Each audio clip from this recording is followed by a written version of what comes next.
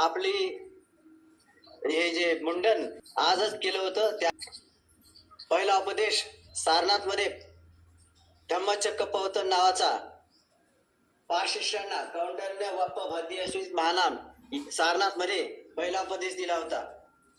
त्याच्यानंतर पूजनीय भिक्षू संघाचा वर्षावास आजपासूनच सुरू होतो.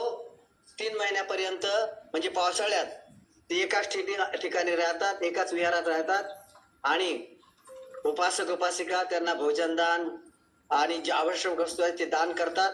आणि भंते लोक भिक्षू संघ उपासक उपासिकांना चांगला धर्मोपदेश समजावून सांगतात. ध्यान साधना मेडिटेशन सर्व काही.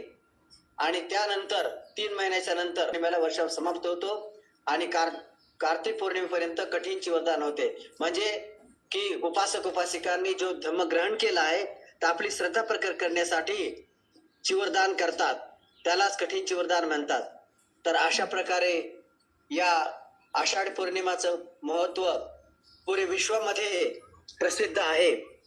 बघा, आज थायलंडचे लोक, बर्मा, श्रीलंका, कंबोडिया, जपान हे बौद्ध लोक सर्व याच्यामध्ये हे करतात का की पूजनीय संघाला दान देतात, विहारात जातात, पूजा वंदना करतात.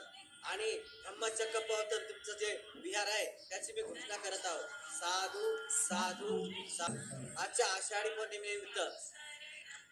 आषाढी पौर्णिमेनिमित्त या विहाराची नावाची घोषणा धम्मचक्र प्रवर्तन विहार.